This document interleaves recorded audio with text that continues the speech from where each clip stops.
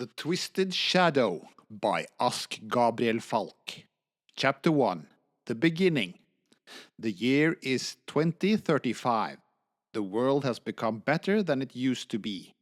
World War III ended in 2033, and the world has slowly been rebuilding from the ruins of destruction. However, some things never change, like school, politics, and the police. Just life. This is how it is now in 2035. People are beginning to hope again. Nobody knows that the world is about to change one more time. Wake up! Sarah's mom knocked on the door furiously, trying to wake her sleepy daughter. Sarah opened her blurry eyes and glanced into the darkness in her room. She slowly but surely got out of bed and started putting on her clothes. Sarah could hear her mother faintly complaining that she was late for school again. Sarah responded by saying, I'm coming! Allie, her annoying baby sister, played with her cubes in the hallway. Sarah had to jump over her, trying not to trip.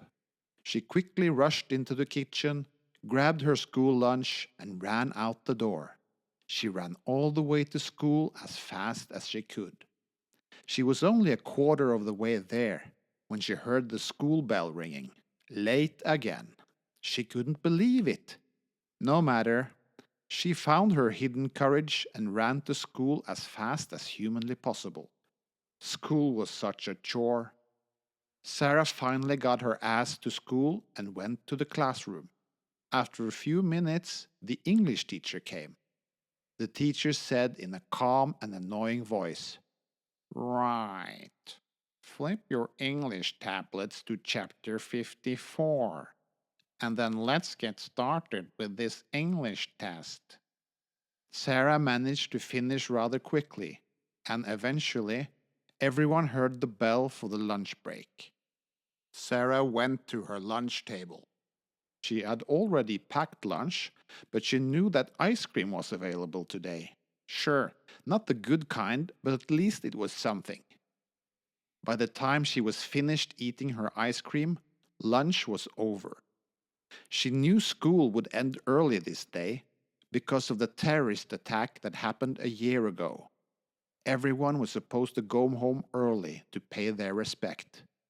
Recently, there had been many terrorist attacks. Unfortunately, they're prevalent, but it was a remnant of the old war. It happens, so why worry? Even though it was a depressing thought. Still, there were a few classes she needed to take before the day was over, but it went by quicker than a flash. Sarah went out the school door when the day was over.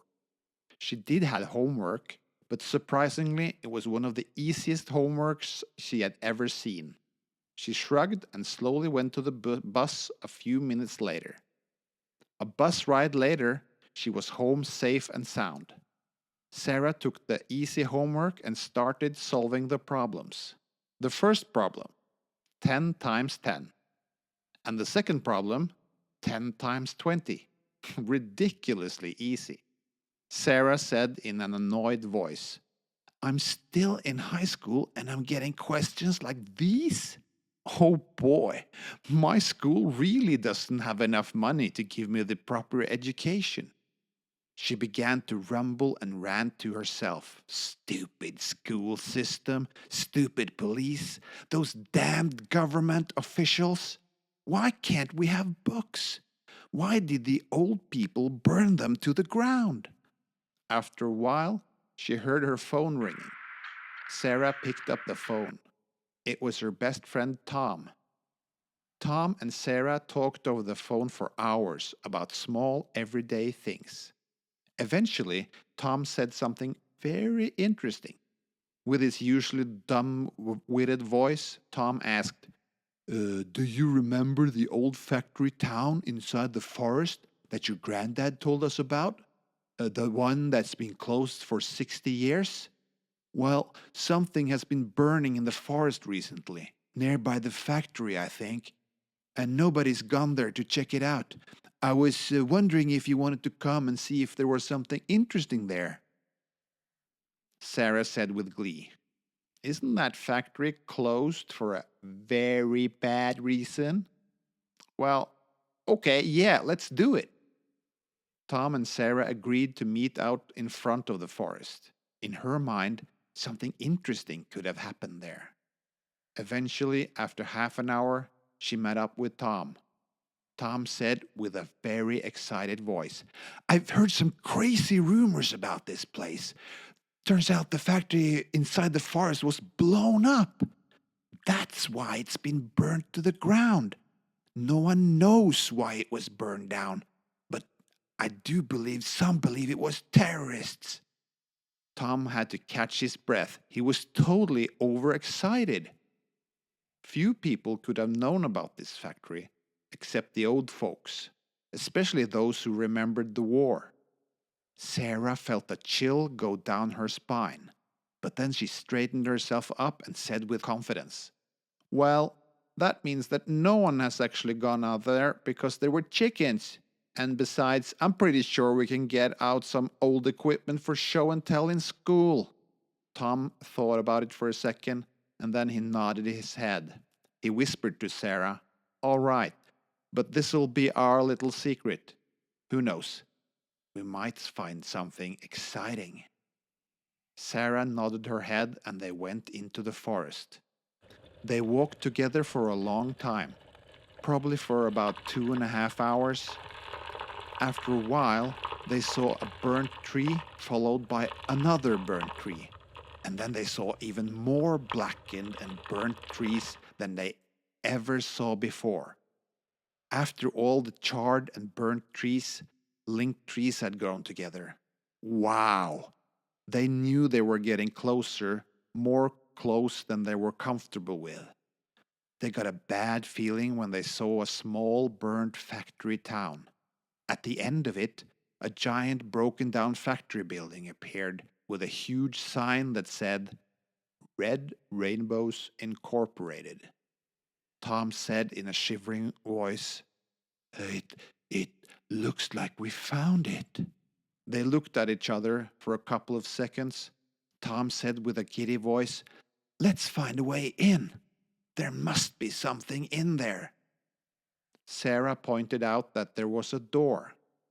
A rotten red door. Sarah put out her hands to the door handle. It was rusty and dusty. It felt like it wasn't really properly working. Sarah tried to open the door, but no matter how hard she pushed and pulled, the door wouldn't open or budge. Tom said, It looks like the door is broken. Sarah said angrily, I guess you're right, smartass. She sighed and walked to Tom. Tom and Sarah walked around the building until they found a crack in the wall. It wasn't big enough for both, but maybe there was another way in. After a while, they found a huge crack inside the wall. It was rusted, and it seemed like the hole came from inside. Tom and Sarah felt something. It felt almost like a welcoming force, like something inside was calling them in. Sarah said excitedly, Come on, Tom, you don't want to be a coward. Sarah went quickly into the hole, and Tom walked calmly after her. Tom pulled out a flashlight. In the light, the hallways was covered in some kind of oil. Creepy.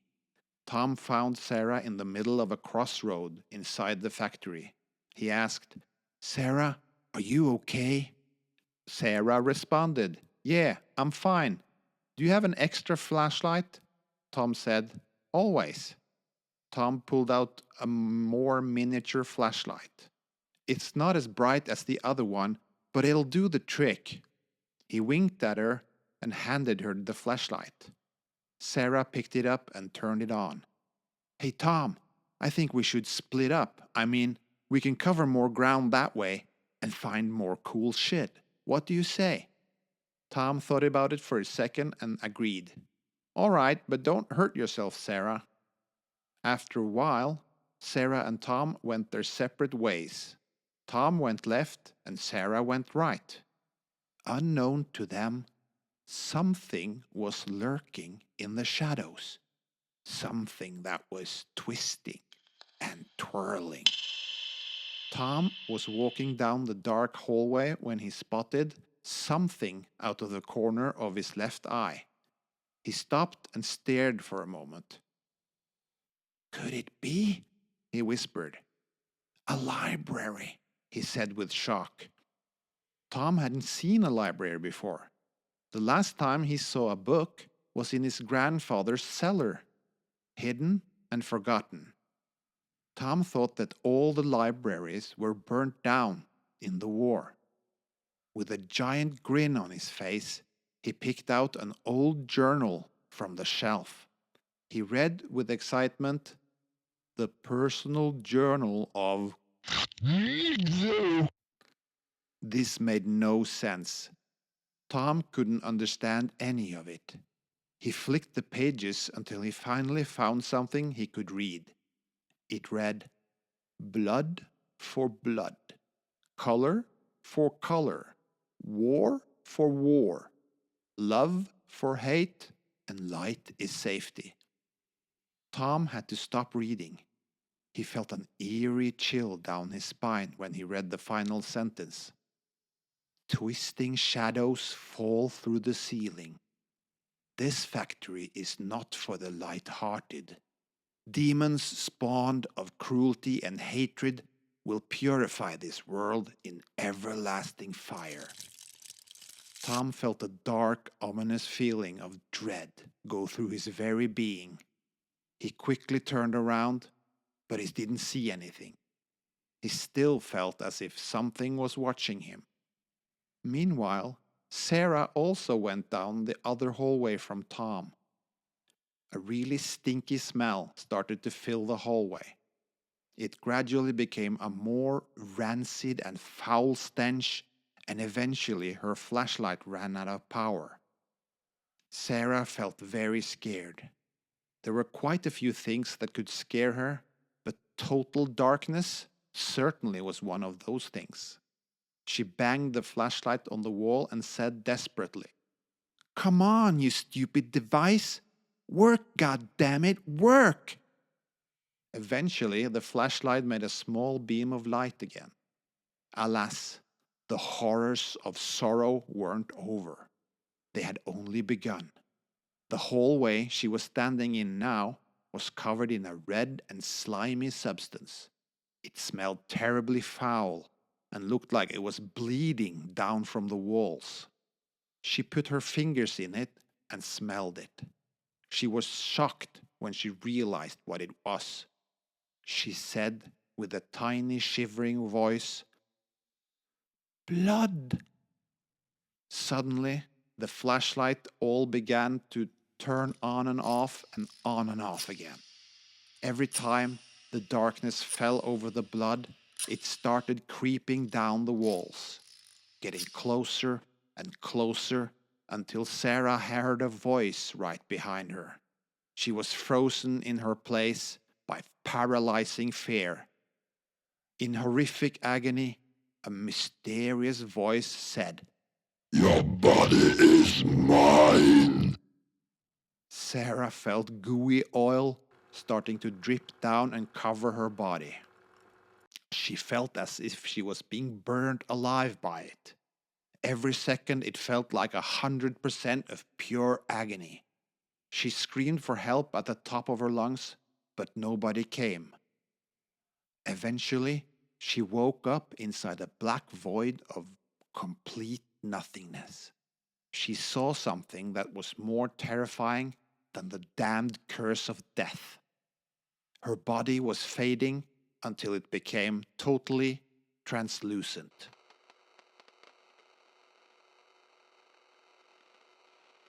Chapter 2: The Beginning of the End.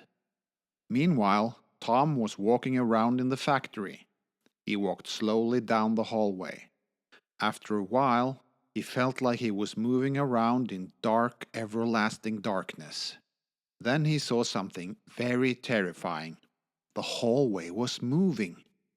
So that's why I couldn't find a way out, Tom said. He began to have a minor panic attack. He always thought he was the bravest and the best, but now nothing made sense. Why? How could this happen? Tom knew that something was going on in this stupid factory, but he didn't expect that these walls were pumping like they were breathing. For every second that went by, he became more and more terrified.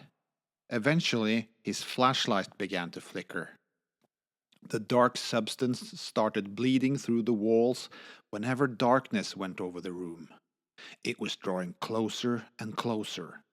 It was creeping down the walls and down to the floor.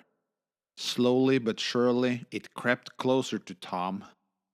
Tom looked for a way out, an exit strategy, anything that could help him in this situation. But as quickly as the stress began, the light was turned on and the flashlight worked again. Tom sighed a huge sigh of relief. He picked up his backpack and tried to look for something. Anything! Eureka! A double battery! He exclaimed. Tom quickly switched the batteries from his flashlight so it wouldn't flicker again. After he recharged the flashlight, he began to try to find Sarah. He tried to go in the same direction she went, but it seemed like this factory was moving more randomly than he thought. After searching, he found Sarah's backpack covered in a black substance, but as he watched the substance change from black to red, he now knew whoever took Sarah was after him too. With terror, Tom said, "I have to find a way out of here." After a while, he heard a strange noise. He shook with terror. The air became heavy. Tom turned around and saw a figure standing at the end of the hallway. It was almost like it was a moving shadow. Tom couldn't quite see what it was, but it held a rusty, bloody knife. The mysterious shadow creature lunged at him with a horrific speed and furious anger. Tom didn't think of anything, but he ran as fast as he could, faster and faster.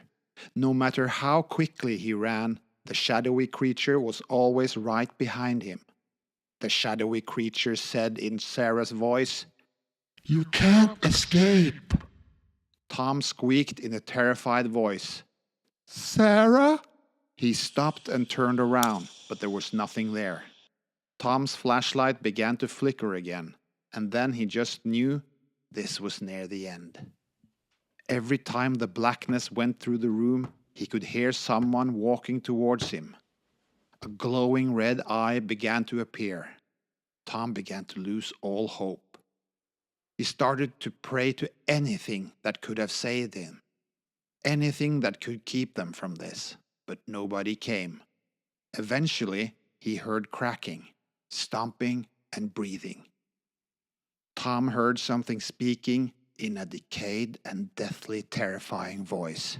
It said, "You don't need to pray for any god or any being, because there is no one in this world that can save you from this darkness or from your own ego and selfishness. This world will be better without you. You will understand true pain when I get out of this hideous prison cell of a factory. So just go to sleep. It is the only thing you can do now."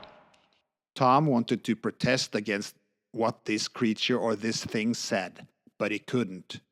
His mouth was shut tight by some invisible magic. He couldn't get a single word out of it.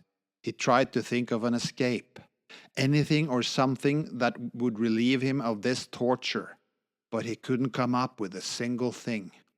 He thought about all the good times he had had with Sarah, all the good times they had together.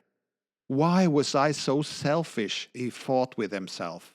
Why? Just why? Just why? Just why? After a few seconds, he began to cry. He cried and cried and cried until he couldn't cry any longer. He closed his eyes for the last time and he could hear the creature, the thing that tortured him. It still followed him in this hellish, confusing factory. He felt an oily substance similar to motor oil or soap and tried to fight it. This was the last thing he ever did. When he woke up, he was in the endless black void.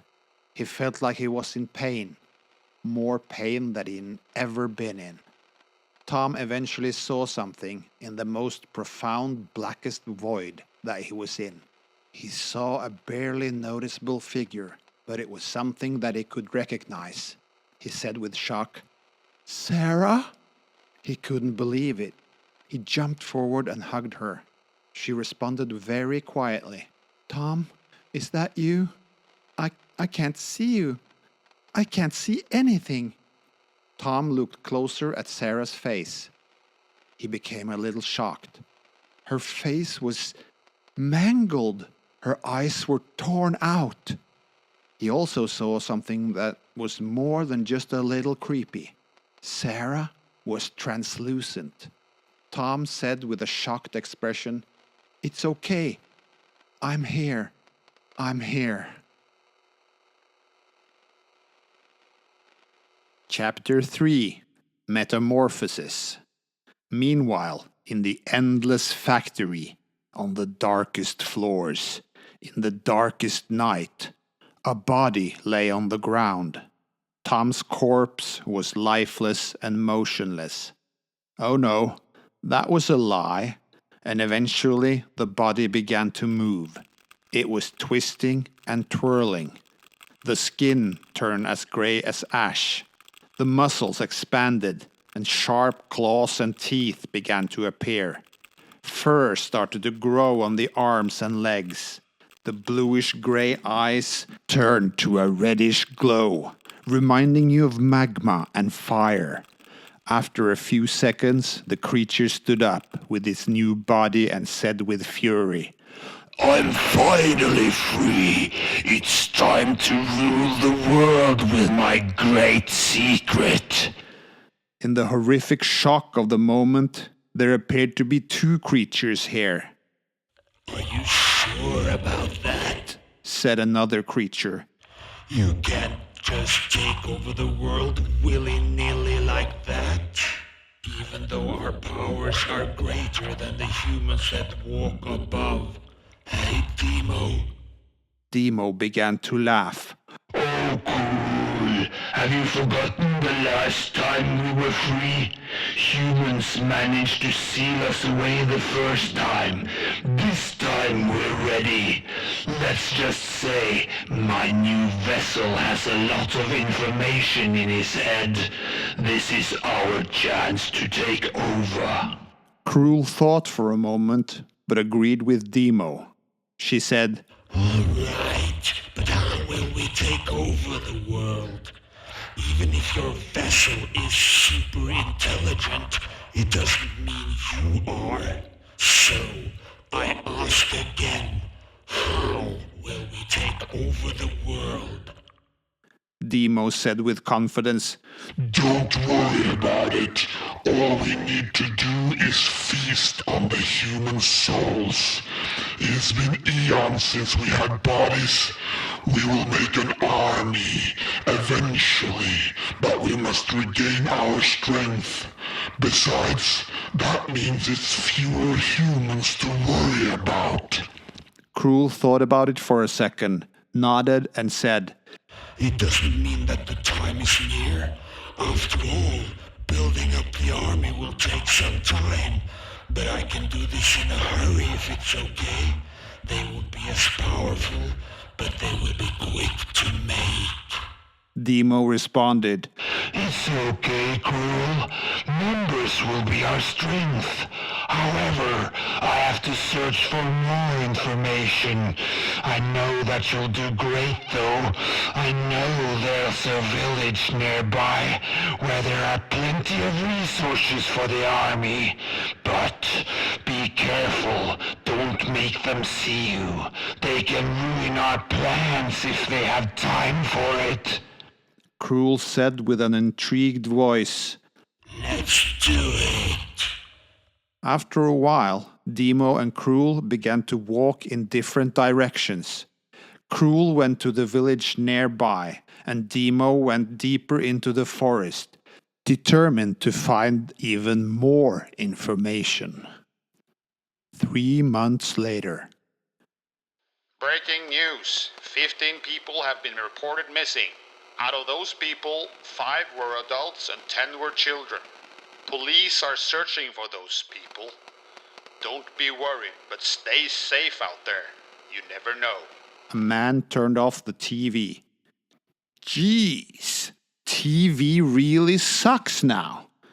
It's kind of funny that we have bad news this early in the morning. Well, it can't be helped, I guess. Time to get up and go to work. Suddenly he heard his phone ringing. He picked it up. It was just his alarm clock.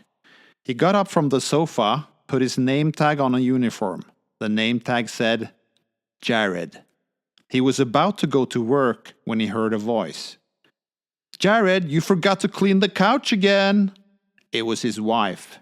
Jared began to smile with an ignorant face. I don't have time. I need to go to work. See you later. Jared opened the door and went to the bus station. The bus station was right nearby his house. He thought, man, my new job doesn't pay enough for this shit. Ah well, let's see if you'll finally be the dumbest or the richest bozo ever. Eventually, he got to the bus station. It was empty and looked like no one had washed the place for a while. Rust was pouring from the station's ceiling. The seats were slimy and gross, and it felt like it was covered in slime. Jared felt disgusted by what he saw. He had been taking the bus for quite a while, but he had never seen the station as dirty as it was now. Why wasn't anyone cleaning this? When the bus arrived, he decided to forget about the bus station and take the newly arrived bus to work. The bus began to move, and he was finally going to his new job. Just a few stations, and then he was there. The sewers. Not exactly the best job in the world, but still better than nothing. Jared walked into the building of the sewer company. This place is surprisingly clean, he thought. Jared went to the secretary and asked her what his first job would be for the company. She said in a calming voice, My name is Charlotte. Didn't you get the instructions while you were at the interview last week? Jared began to think about his interview. No, I didn't get that many instructions.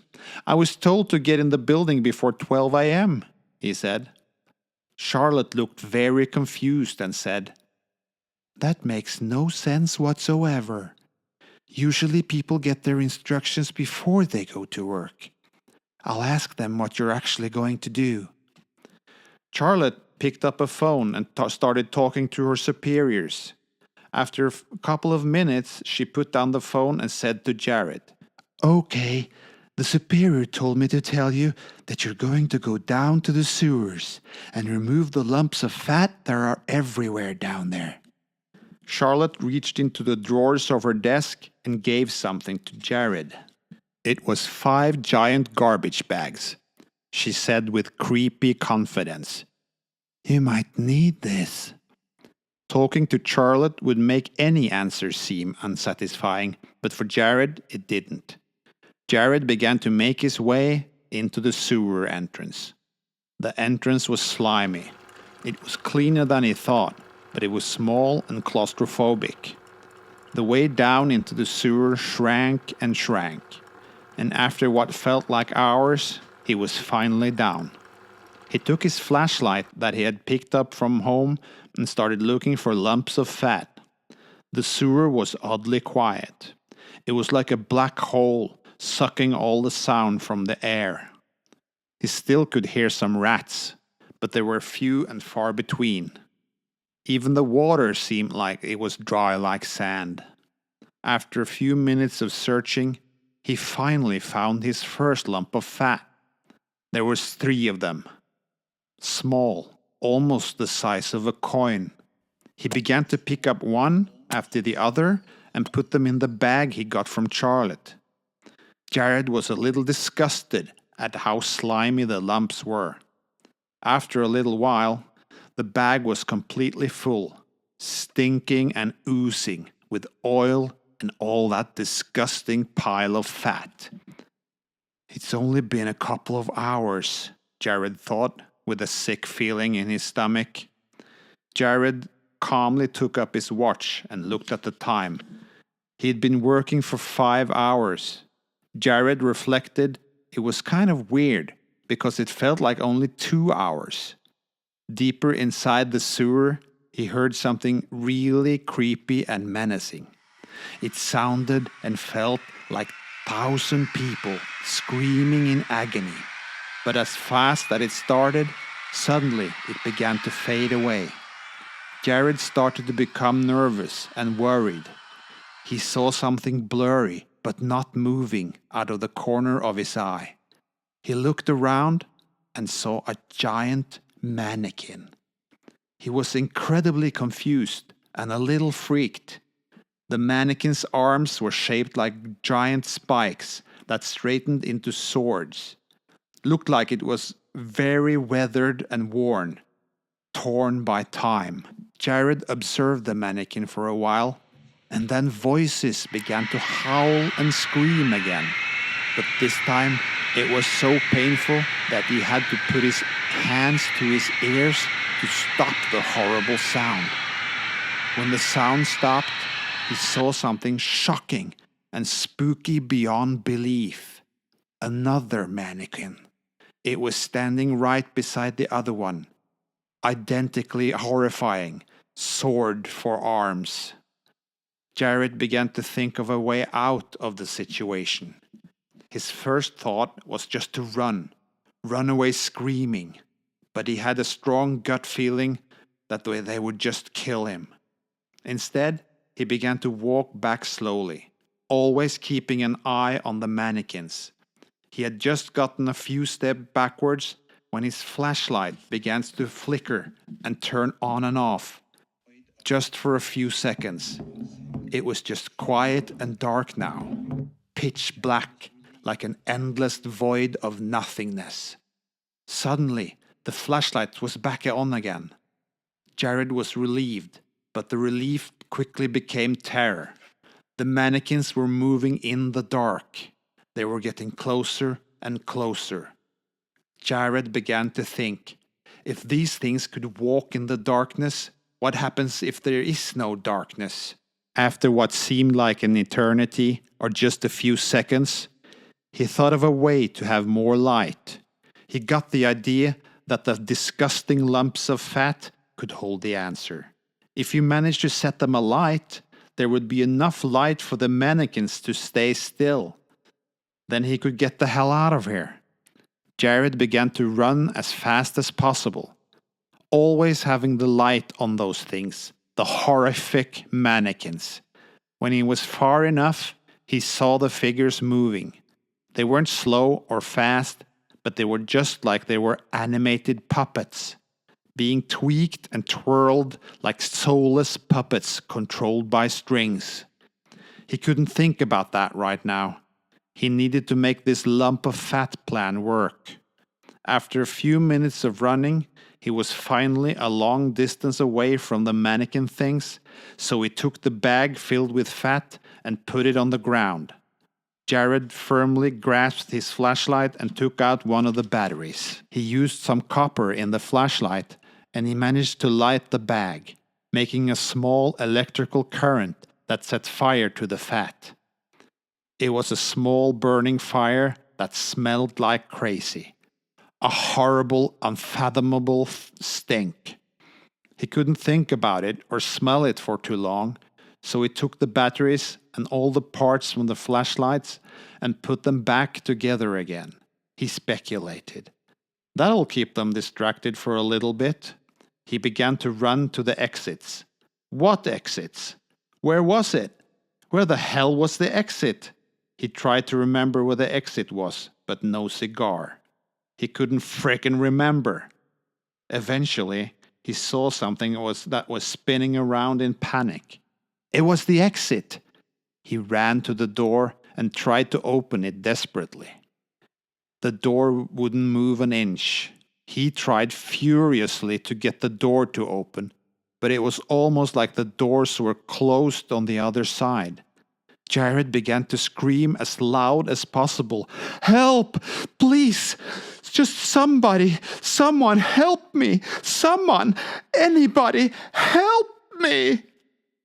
Nobody came. The door was stuck, and Jared became increasingly angry and scared. Was he going to die down here on his first day on the job? Dying alone with a lump of fat in the sewer? What a fate! He began to focus and think again, trying to find a way out. The door didn't work. What would work? The door was made of steel, so trying to burn it down would be really dumb. Then he began to wonder, if the doors didn't work, maybe there's another way. Some emergency exit or something else that could get him up above ground again. Jared's eyes began to glow with confidence and determination. He wanted to get out of there no matter what it would take. He heard something clicking and turning, like metal touching metal. The sound was awful. Whatever made that sound was not friendly.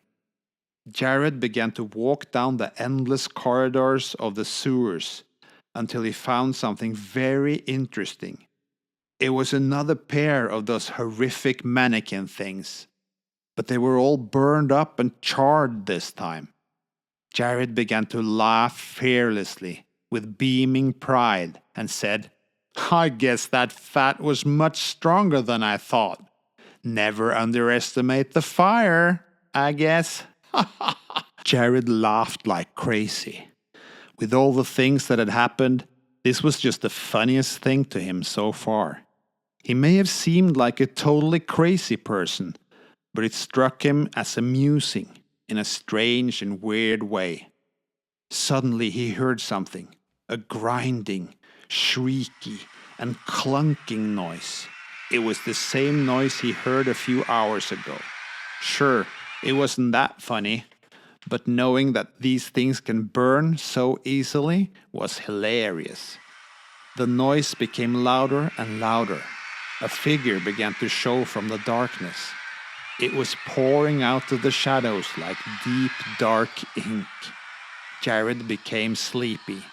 His eyes became heavier, and his body felt like it would collapse. He tried to keep his eyes open, but eventually they closed. After a while, Jared opened his eyes, but he could barely see anything. His sight became clearer after he realized that he was in a cell. He was in shock, but at least he began thinking about what and how he had gotten into this situation. Jared realized whatever was going on in the sewer, it would come back. He could feel that the bars were made from iron or some other similar material.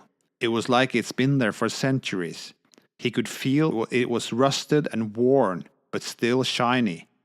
He began to push the bars and see how strong they were. He could feel that they were crumbling. Each time he pushed the bars, they became looser for each passing try. Jared was so close to getting out of the cage, but then he heard footsteps. Jared stopped what he was doing to ensure that he wouldn't get caught. Out of the room's darkness, a light started to appear, and glowing red eyes came from the darkest shadows of the room. He got chills when he saw a figure coming closer and closer. The figure resembled a middle-aged woman. It had a lot of horns on its head, this woman thing. Her skin was like burnt ashes, and the cloak was as dark as the shadows in the room. He couldn't see her face because it was covered by a white fox mask. Jared screamed out in his horrified voice, "Who are you?" The masked lady began to chuckle and said in a calm voice, You don't need to be so hasty. Enjoy your 2 hours of life. After all, it's all you have left. The woman calmly left the room with an evil elegance that people would describe as gentle but firm. After the strange woman thing had left, Jared was panicking. I have only 2 hours to live. Chapter 4. The Escape. Jared tried to use all of his strength to pull out the bars of the cell. He felt lost and struggled to pull the bars loose until one of them came out. Jared was filled with conflicting emotions but had to keep his head cool. He thought intensely, "It's just enough room for me to get out of this cell. There's probably some other exit he uses, but where?" After a few seconds of fiddling between the bars, Jared was finally out. Now, he had to find an exit from this horrendous sewer. He carefully went through the door that strange woman went through. He was scared, but he had dealt with many things down here, so nothing could surprise him at this point, as he thought. He began to hear quarreling and clawing noises between the walls and the bricks. It felt like the hallway was breathing, but something filled him with hope when he saw a ray of sunlight. He began to run as quickly as possible to the source of light he saw. And when he finally got there, it was the doorway outside. He quickly went through that doorway and looked around. It was nice to feel the sunny breeze again, natural winds and smells. But he couldn't rest just yet. It looked like he was in the middle of the forest. Not just any forest, the storm forest. Jared became slightly panicked, but he knew his way around. He knew that he had to just go north, and eventually he'd come back to town. He would never have to go back to that awful job ever again. After some time passed, Jared finally got out of the forest. Just before a particularly lethal storm, he saw an abandoned and broken parking station with a sign called Parking 7-Up. What a weird name, he thought, but he didn't have a choice. The sun was slowly going down, and he knew what was happening in the darkness now. He wasn't sure if those things would come out of the sewer systems, but he knew he had to go to the police and report everything to them. Even though they wouldn't believe him, it was his best shot. Jared went inside the strange parking station. There were some outdated snacks and expired drinks, but this would be his shelter for tonight. He found a small room inside. It had a comfy chair and wasn't that big. It didn't have windows, but the door had a window, and with that window he could see through. He could see a little bit of the highway. If those monsters ever came, I would actually stand a chance. Jared also found something amazing in that office. A shotgun with only one shell inside. It still worked. I only have one shot at this, he said, annoyed. It would have been better if he had more bullets, but this one is better than none. The outside became darker and darker. The sun went down, and the moon lit up the ruins of an old past, an old city, an old road, abandoned for years. Jared couldn't fall asleep. He was on edge and nervous, but he began to think that in the final days of the war, Jared was one of the few soldiers who survived. He began to think of his comrades in arms and how the entire war ended with the flash explosion of a light bomb, stronger than anything that's ever been made and would ever be made to explode again. He wasn't there when the bomb was activated. Still, throughout the world, everyone heard the explosion 3 times, and the shockwave broke and destroyed all technology all over the entire world. Computers, data files, and servers all shut down. And then came the 3 days of catastrophe. Jared could remember it well. All of the leaders and 40% of the population at the time dropped dead. Some say it was the shockwave. Some say it was the disease. No matter what, the war stopped, but there were no books or information left. All we had was just notes and bits and scraps of information here and there. Suddenly, he heard something, and he snapped out of thinking of the past. He saw something outside. He was in the office, but with a little bit of view of the outside, thanks to the door window. He saw a 7-foot creature. Its skin was gray, and one of his eyes was soon shut. The other eye had a controlling red pupil. It seemed like he didn't notice him at the time. He thought it couldn't be worse. But then he saw that weird lady again. But this time, the mask was off. Her face was as white as snow, and her eyes were glowing a menacing red. The woman began to speak. Jared could faintly hear it. One of my new test subjects has escaped, but no matter. The army is ready. I have to warn you. The one who escaped managed to destroy 2 of my agents and damage 1.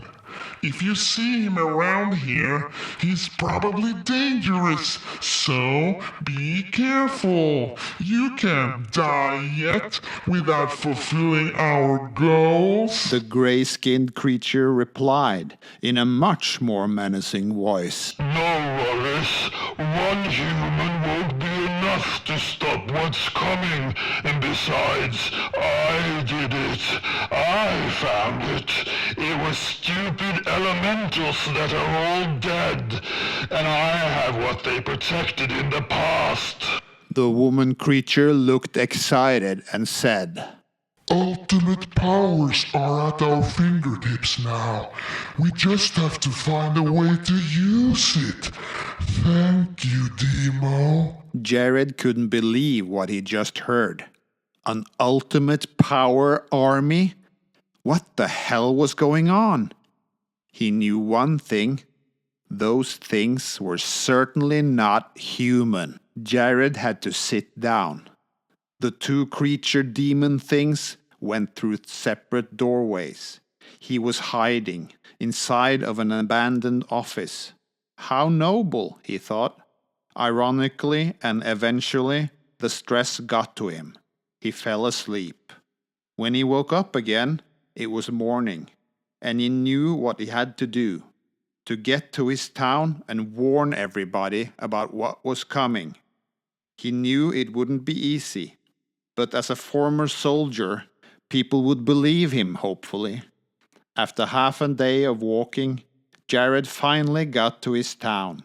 He was so relieved, but he knew what he had to do.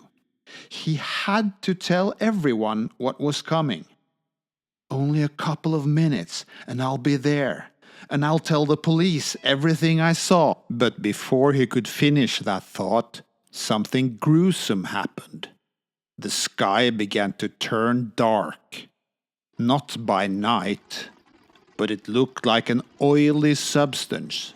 A gooey black river in the sky. Little by little, it covered up the sky. Jared knew what that meant. They were coming. He ran as fast as he could. He'd been walking for a while, but now he had to run. He had to warn everybody about what was coming. When he got into town, everyone seemed shocked, surprised, and a bit confused over what that black thing in the sky was doing, covering up the sky with total blackness. After a final push, he finally went through the doors of the police station and saw the police chief. They were confused, but also worried. "Police chief!" he screamed with all his might. The police chief calmly said, "My name is Jackson, so that's what you call me. Jackson, damn it!" Jared told Jackson everything. Everything from the sewers to him being trapped and the encounters with those demon things. When he finished talking, Jared said, "So, I came to warn you, but I guess I was too late." Jackson began to think. He surely must be bluffing. But it wouldn't make sense why these strange occurrences are happening. Missing children, lack of terrorist attacks, and weird noises at night, Jackson said confidently. I'll get as many people out of here as possible. I don't know if what you're telling me is true, but in these circumstances, there's no chance I'll ever ignore these troubling events. The police officers began talking. They had a plan. They would try to evacuate everyone, and the police would try their best to go to the next city. After a few hours, almost 100 people gathered around and prepared to leave and escape. Everyone was confused about why, but everyone knew something weird was happening. Chapter 5: The End. The sky was slowly getting covered with black, steamy goo. Jackson could barely see any blue in the sky, and you could see chunks of black liquid dripping and raining down in the forest around the town. The police officer Jackson said with an intimidating voice, "Grab a weapon! Quick! Whatever's happening, we're not giving up without a fight!" And he was right. There were no signs of life after 4 catastrophic seconds. The sky was as black as coal. The only thing that lit up the town were lamps and candlelights. And then, in the distance, they saw something terrifying. Misshaped, twisted beings. Jared saw the similarities, like those monsters from the sewers, but they were different. Their heads were almost human-like. Their mouths were stretched open. Their arms were twisted and pulled apart, and each had glowing purple eyes. People began to panic and move slowly back like it was an instinct. The policeman was in complete shock and silence. The children were crying and weeping. Jared also panicked. Could he ever survive this nightmare? He began to take aim with his shotgun. He only had 1 bullet, but it would be enough to at least get one down. He fired and shot one of those things in the head. The sound was heard across the town, and everyone was shocked. The things had been completely vaporized. The shotgun shell flew out of the shotgun, and the head of the thing was no more. Only a stump where the head should be. But the thing began to regenerate. The head started to grow back, and the other ones right next to the thing. Many of those creatures started to attack and pounce on everyone standing nearby. Jared ran as fast as possible in the other direction. If weapons or firearms can't hurt them, then what can? He went to the school. He could at least try to hide there. He went in and locked all the doors. He could see all of the people that he hoped to save lying in the streets, completely ripped apart. There wasn't any people left, only corpses, even the police chief. He could see him hanging in the mandibles of those things. They've gotten bigger. When Jared thought it was safe, he breathed slowly until he calmed down a little. He heard something inside the school, so he went inside. At least he couldn't lose anything more if it was a monster. Then he saw a little girl drawing. At least not everyone was killed. The girl must have been left behind.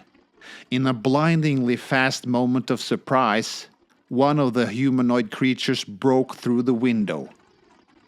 Jared only had 1 second to react, so he hid behind the teacher's desk without even thinking. He could hear the things creeping closer. Before he thought everything was lost, the creature walked out the door. It seemed like it didn't notice him. For a second, Jared had forgotten the little girl, so he jumped up to see what had happened to her. Nothing had happened. She was still playing like nothing had happened. The horrible things didn't even notice her.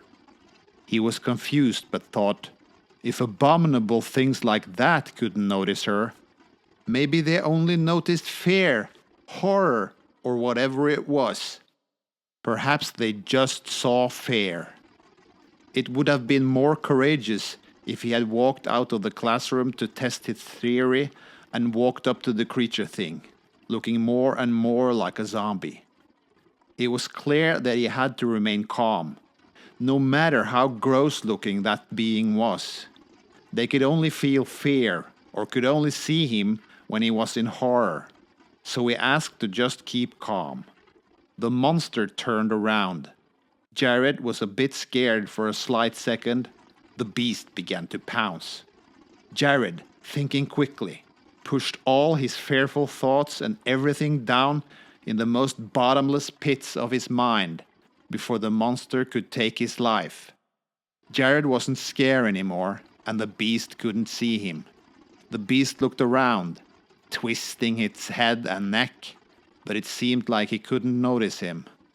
After this small victory, Jared calmly walked to the classroom. He left and picked up the girl.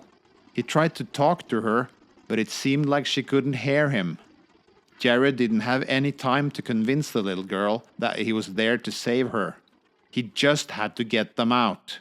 Jared unlocked the front door and ran as fast as he could. If they could only get to the next town, they would be safe. If anyone at all could be safe in a scenario like this. After a few minutes of running, they found an entrance to a forest. This was one of the 3 forests that surrounded the town. Jared didn't want to admit it, but their best chance was to go through that forest, which would be the quickest way to their saviors. Jared wondered if he had made the right decisions. He had let this entire town die just because he wanted to save them, and he had run away like a coward when he saw the monsters regenerate. He had no weapons, but the beasts could only see fear. After a while, he noticed that the little girl had fallen asleep in his arms. She was probably about 3 or 4, but she slept peacefully like nothing had happened. This nice moment turned into a small fire of hope. After a little bit of time, Jared heard a laugh, a booming, evil laugh that he recognized only too well. He looked around to see where he could hide. He saw a little cave inside a boulder. He couldn't fit himself in there, but he could at least fit this little girl there. He hid the girl, thinking of that little thing, making sure not to wake her up. After that, he ran. He ran as fast as possible. His legs began to hurt, and his knees started to give in to the pain. Then he heard a disturbing flash and a bang behind them. Everything became icy cold, and he couldn't move his body anymore. He looked at himself, a wound deep into his heart. He had noticed in the chaos, the adrenaline had kept him going. He only had a few minutes to live, and you could see the blood-drenched lady laughing. Finally, his eyes closed, and he died. The sun rose after many hours, and a little girl climbed out of the hole in the boulder. She was confused and a bit frightened, so she tried to walk home. The trees withered more and more. As time passed, she went deeper into the forest, and the trees withered more. She saw a big building in the distance, and with excitement she used her small legs to run towards it. There was a hole in the wall. The little girl looked inside and began to cry.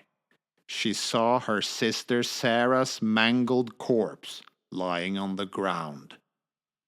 The end.